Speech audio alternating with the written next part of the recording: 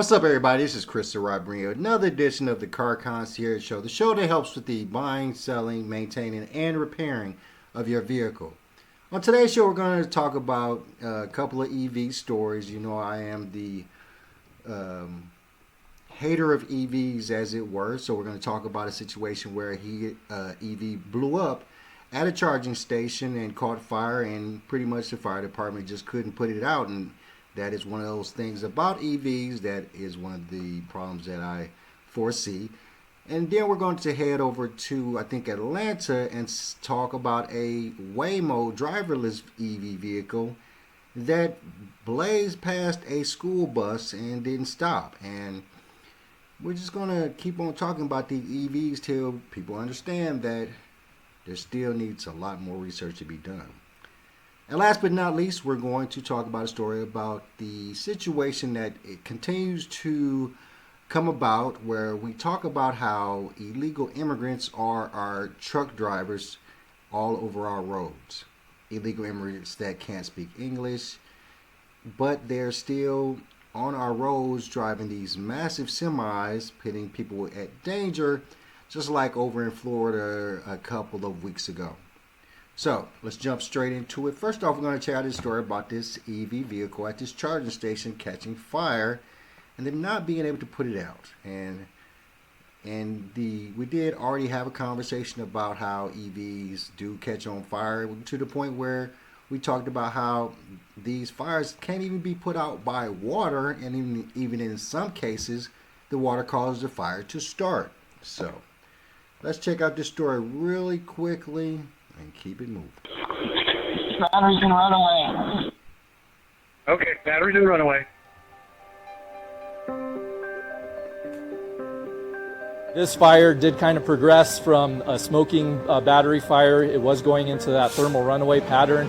We saw a pressurized flame coming out the bottom, which also indicated batteries were on fire. I think it's a Nissan Versa, which is a pretty common EV vehicle that people have. Is the Nissan Leaf. I'm sorry. It's probably a Nissan Leaf. That's one of the more common Nissan EVs out there. That's what it looks like, but it's kind of hard to see with all that fire. As it progressed, it became a fully involved vehicle fire we were letting burn.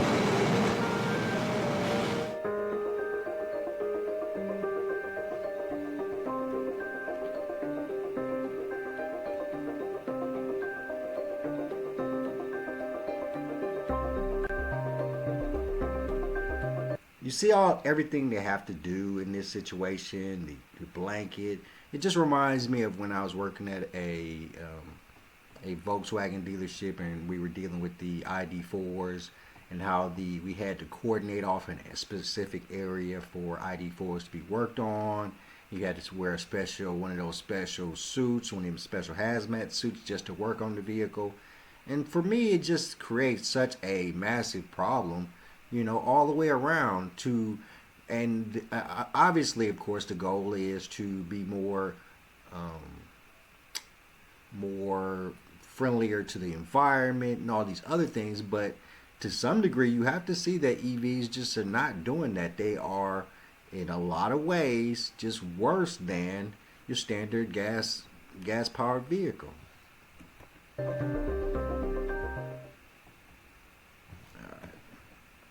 All right, so nice quick story. And it's just, part of the course on what I've been saying about EV vehicles and just all the stuff that we don't understand about them, all of the things that are a risk or a danger that, we can't control.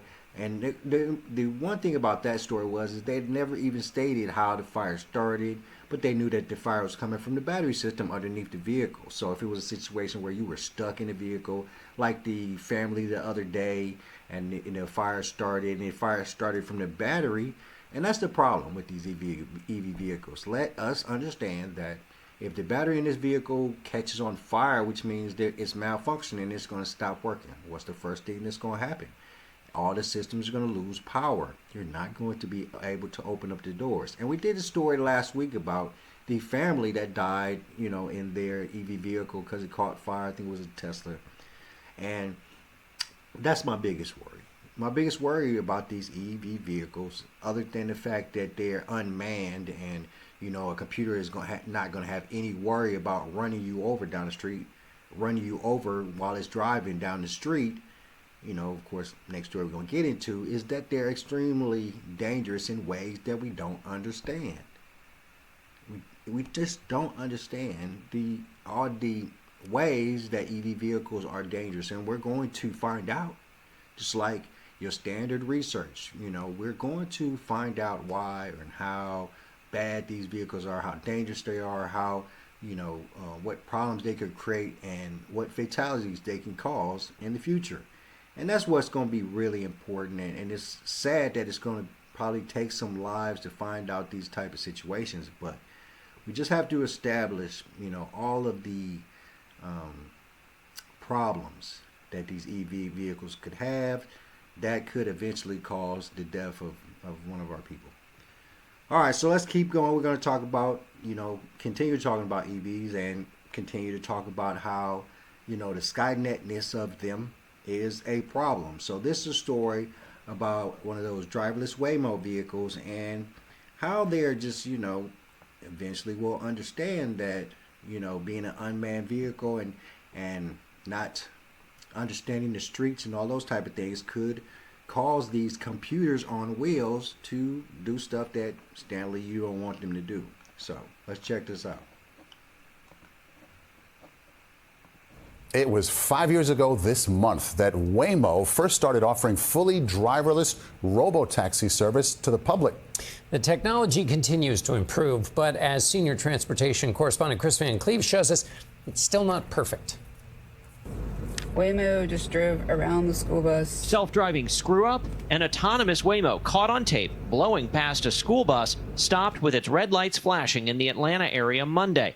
A move that could land a human driver there a $1,000 ticket.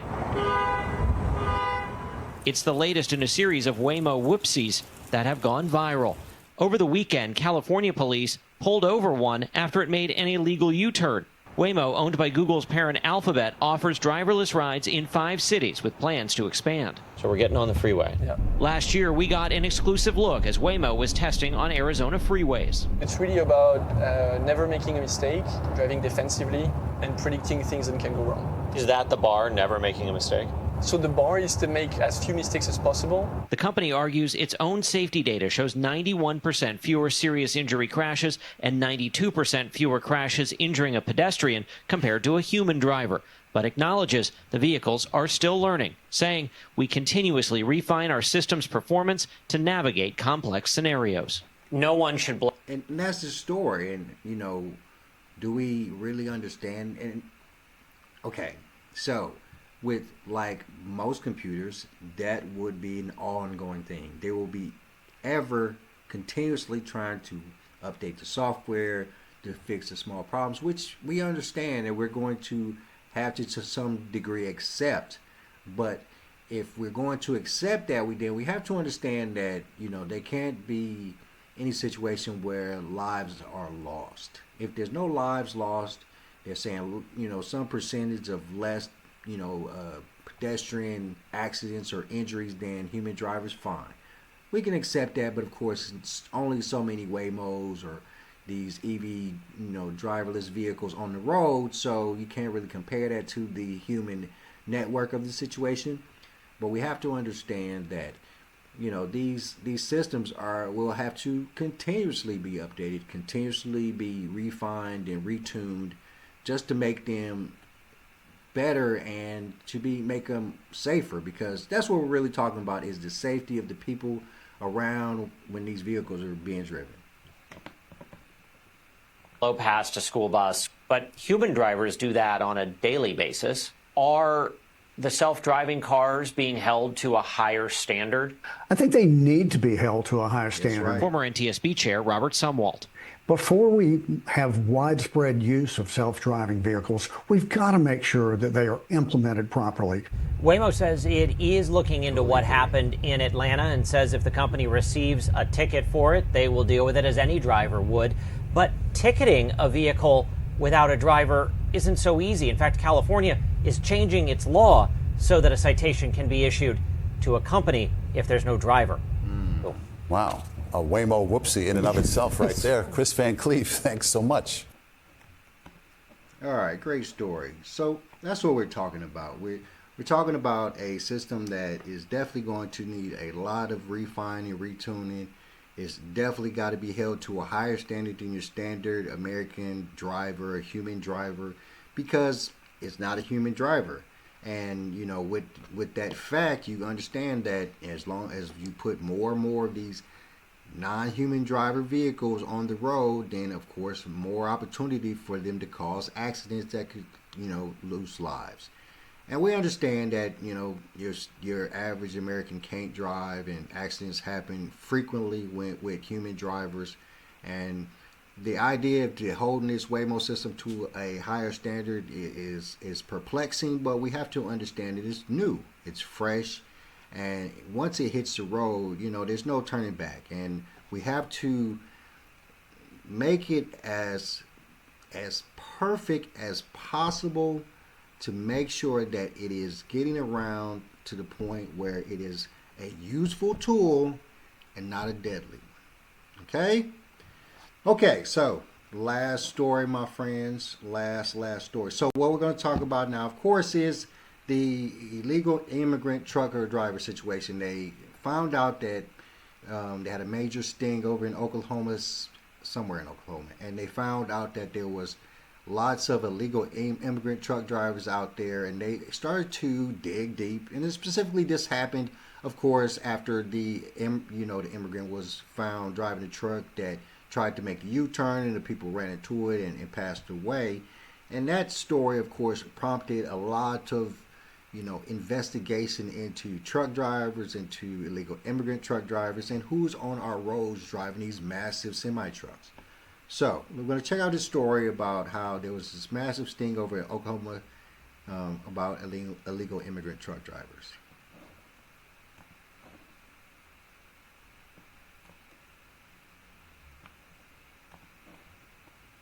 Has caught dozens of illegal drivers, and some of them with questionable licenses. Oklahoma's governor is standing by for us, but first, senior national correspondent William Lajeunesse is reporting live in Los Angeles on that. What are we learning, William? Well, that's just a spotlight, Sandra. U.S. roads are inundated with hundreds of thousands of commercial drivers who don't speak English, can't read road signs, don't sleep, and undercut U.S. driver wages by some 70%. That's a conclusion by the feds, came after this Florida crash in August, prompted a deep dive into actually who's driving America's 18-wheelers.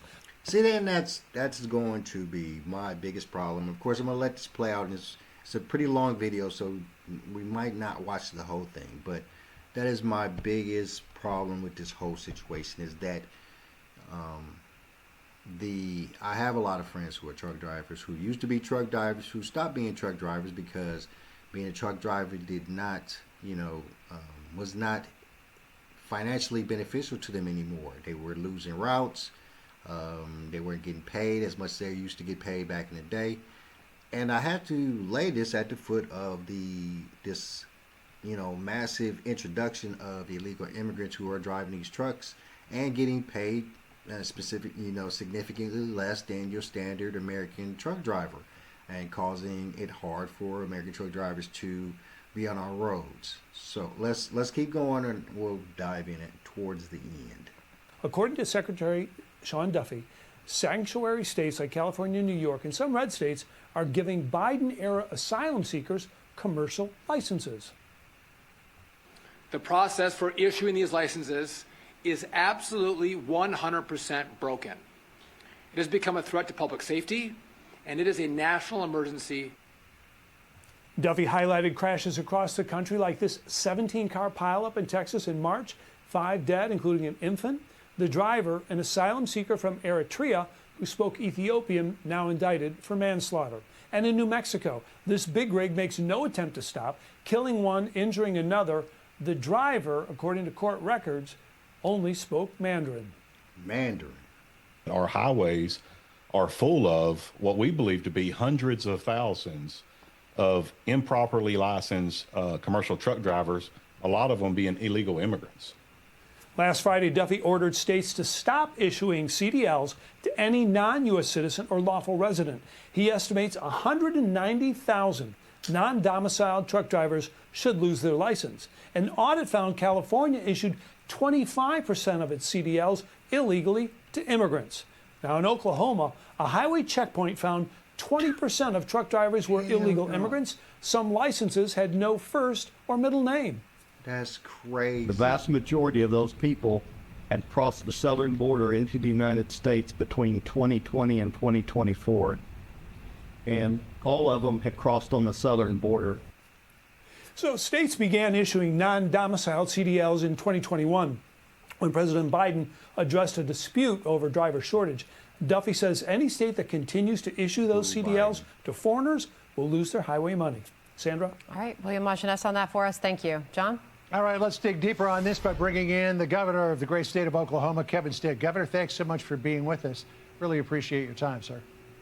Yeah, thank you. Thanks for having me. So you, at least the Oklahoma Highway Patrol and ICE conducted a joint operation in recent days where you arrested more than 125 illegal aliens, and you came up with a number of commercial drivers who seemed to have licenses that were issued improperly or illegally to them in sanctuary states. You found that, I think, 20% of commercial driver's licenses that you examined were awarded to illegal aliens. And I've been reading what you've been saying about this. You're pretty hot about this whole thing. Yeah, you know, when my head of Highway Patrol called me and was we were talking about this operation, and to us it's pretty simple. We're just going to enforce the law. And until drive on roads in Oklahoma, you've got to be able to read and understand English, especially the people driving 18-wheelers. So when he told me that he pulled over 520 vehicles at one of our checkpoints as an operation, and over close to 25% of these drivers were illegally driving. They were from China, Russia, Venezuela. It is unbelievable. And these aren't people that are here legally with a legal CDL. They had overstayed their visa. They had illegally obtained this CDL. And they're just violating the intent of the law and the absolute law. The one person that we posted on from New York had literally been detained at the southern border, crossing illegal in 2023, and then was just released. It was a catch and release type deal. And they showed up in New York and got their CDL license. And you saw that. It's had no given name. And I'm not trying to call anybody out. I think the American people need to understand this is a problem, and we have to be a law and order. That's crazy. That's got to be one of the craziest things in the world. You know, and what really bothers me is, you know, all of the hoops that your average American has to jump through to get a driver's license, just to get a regular driver's license, all the, the driving test, the written driving test. There's no possible way in hell that these people could have the ability to pass the written driver test that we had to pass, that we had to study for. We had to study for that. You remember studying for the driving test?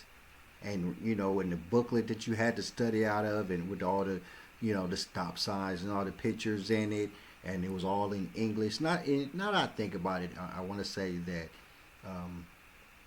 you know, even back then, no, I can't say that. I want to say that back then they had a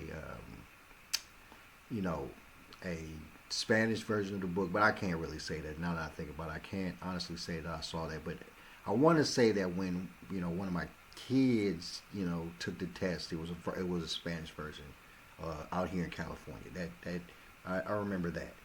But what I'm saying is that it just amazes me how many of the normal things that a person would have to go through to get such things, a driver's license, a house, a CDL, you know, there's a lot of hoops that your average American has to jump through to get these things. And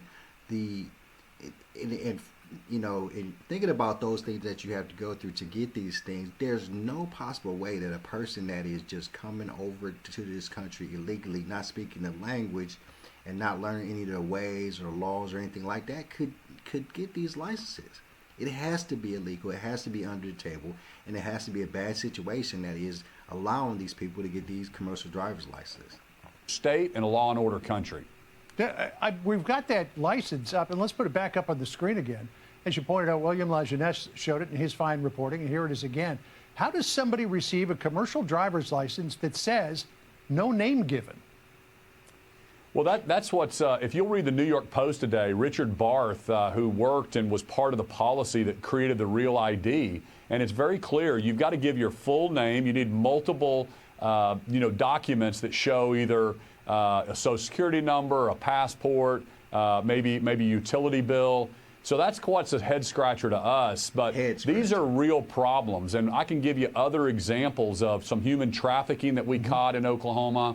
But I encourage every state to really look at the policy. I'm not trying to call out any governors, but if you have people in your state that are doing things, you've got to get on top of it, and we've got to be a rule of law country. And I think the American people expect to be safe on the roads, and we expect our 18-wheelers to be driven by people that can understand and read English. And you gave an example of down in Texas, the public safety issue and the major car wreck that killed some people. And that's what we're trying to avoid. And we need to fix immigration altogether. We need to have policies that if people are working here and there's an employer that wants to match the employee, we need to work on that. But we have to secure our border, and we have to make sure that people are here legally and they have a legal right to be here, and we know who they are and they've been properly vetted. And I think that's what the American people deserve and want. Governor, just to finish off here, you mentioned the accident in Texas. There was also this one back on August the 12th in Florida, where a driver from India who was an illegal alien, had a commercial driver's license, did a U-turn in the middle of an interstate. A van slammed into that truck. 2 people were killed and a third taken to hospital with critical injuries. Is there any evidence that these people who have these CDLs have gone through the appropriate training? These training programs, they have to follow federal guidelines. They have to register with the federal government. But do we know if they care whether or not these are illegal aliens who are going to these schools, and are they even going to these schools?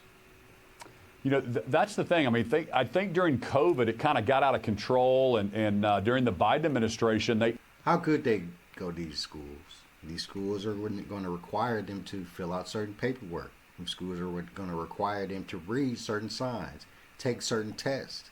There's no way they could have went to these schools and done it correctly. And this is just it. All of this is a situation of just being illegal. And now, mind you, to some degree, this is American people taking advantage of these illegal migrants. That's the truth. It's these trucking companies who hire these illegal migrants, and they are probably the ones who, take them out on the road, teach them how to drive these trucks, help them get them their CDLs and put them on the road. And the thing is because they are charging, or they're paying them extremely less than they would pay your average American truck driver. And that's why the trucking industry went into the toilet like it did. Let's keep going, and then we'll button this up. Open these, what we're calling illegal CDLs up, and we're just now finding out about it. We're cracking down in states like Oklahoma, and Secretary Duffy's all over this issue. But it's also harming American companies in the trucking business, right? It's illegal labor. It's people that are here illegally, and we've got to crack down on it. As far as the number of accidents, 100%, there's problems if you can't read the signs, if you don't understand the driving, and you're not properly trained to get behind an 18-wheeler. That is a problem. There's a reason we have these kind of schools around to train CDL drivers, because those are big machines, and they can cause a lot of damage when you have people behind those machines that don't know what they're doing. I just want to put this one last question to you, because I just got this from Governor Kathy Hochul, who says that the practice, I guess, of having no name given on the license is a practice that's allowed federally. She calls what you're all talking about there in Oklahoma, quote, hysterical and all made up as a way to distract from the shutdown. You want to answer the governor of New York then? Listen, Kathy Hochul's my friend, and I know Kathy. Listen, I didn't come up with this. This is our as we're just enforcing the laws in Oklahoma, and I'm not trying to embarrass Kathy, because I don't think she's the one that approved that license, but it certainly came from the state of New York, and it was It was exactly the way we found it when we pulled this 18-wheeler driver over that was here illegally. By the way, that was the same person that was caught crossing the border illegally in 2023, and it was a catch and release program. They were given a sheet of paper. This is what American people need to understand. During the Biden administration, they would release you and say, oh, come back in 2 years to come to the court hearing. And of course, nobody showed up. They show up in New York, don't know how they get the license, but that's not fabricated. That's ridiculous. This was somebody we caught driving illegally in Oklahoma. Yeah, and as Bill Malugin has pointed out, a lot of those people who were released into the country weren't even given that piece of paper. Governor, great to spend time with you this afternoon. Appreciate it. Yeah, great job by Governor Stitt over in Oklahoma. And this is just the whole situation. And of course, are going to, make it a political thing. But I just foresee a problem for the American people, whereas the trucking industry has pretty much been destroyed by this, I believe. I believe that this ultimately destroyed the trucking industry. It allowed for a lot of these trucking companies who were losing a lot of money because of all of those truck gurus. Y'all remember, a little while ago, it wasn't that long ago, that all these trucking gurus was out there on YouTube and the Instagrams and the Facebooks, and they were saying, buy a box truck and become a trucker and a delivery person, and they were showing you how to do it and the easiest ways to do it. And then all these females started becoming truckers, and you got you trucker baddies out there, and turning TikTok and Instagram into a trucker photo shoot situation. It was big for quite some time, and the people were making extremely good money. At the very least, I had one friend who was saying he was making upwards of $460,000 a year just being a trucker. I never got involved, but I was there and I watched my friends become truckers, and some of them started to become successful. But then after a while, all those trucking gurus went away. The trucking industry started to suffer extremely because it was too much saturation into the industry. And then we come to find out that there was added saturation when it comes to illegal migrants coming over the borders and getting these illegal CDLs. And I believe that it is the trucking companies that were doing it, because it just makes sense. If these trucking companies were losing jobs, losing hauls because of all these people entering into the trucking industry, and most people who were entering into the trucking industry were people who were more or less doing it to become entrepreneurs and, try to be independent truckers. And that was hurting a lot of trucking companies per se. So I believe that a lot of this is going to fall on the hands of the trucking companies that were losing a lot of money. So what they decided to do was to find a lot of, pretty much probably get rid of all of their standard truckers so they don't have to pay them the same way that they're paying them on a regular basis, and then infuse their system with a lot of illegal immigrants that could become their truckers and get them their CDLs. And of course, the bottom line being that they're going to pay them less than they would pay your standard trucker. And I think truly, I believe, now that I look at this and now that I'm investigating this, I believe that this is in itself one of the biggest factors on why the trucking industry went down so bad, specifically after all those trucking gurus and all those people were making great money and loving becoming truckers and leaving their standard 9-to-5s and buying box trucks and doing all of this work. And it was quite successful for a long time, but now it's hit a major skid. And that was a little while back that it hit a major skid. Lots of people weren't getting hauls anymore, because of course saturated. Everybody's doing it. Everybody's available to do it. Not as many jobs out there for you to take. Not as much money out there for you to make. So, obviously, trucking companies took advantage. Find you some illegal immigrants, slide them some illegal CDLs, get them into the company driving your trucks for a lot less money. And that's what it seems like it happened. And of course, kudos to Governor Stitt over in Oklahoma for hitting his sting. And what this is going to do, of course, what you hope it's going to do is, get a lot of these illegal immigrant truckers off the roads. That would make the roads a lot more safer.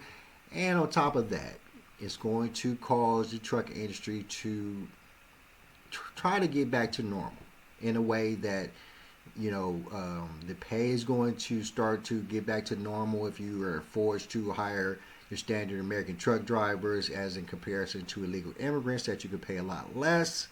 So in that situation, it might get better. Of course, the roads are going to be less filled with these particular truck drivers, so there's going to be a lot more hauls for your standard, entrepreneur truck drivers, or even other small trucking companies out there.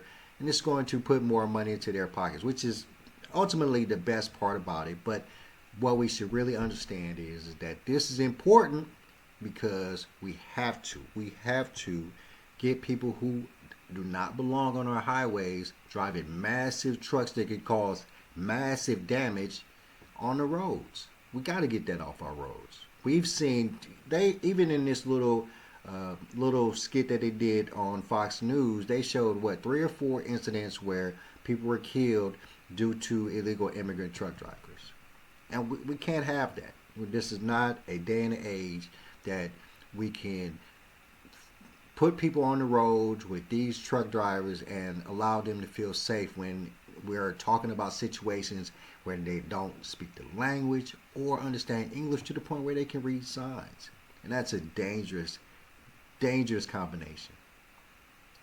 All right, guys, I'm going to let y'all go and get up out of here. This is Chris Surratt, bringing another episode of the Car Concierge Show. Hit the like, share, subscribe button. Hit me in the DMs if you have any questions. And I'm out. Peace.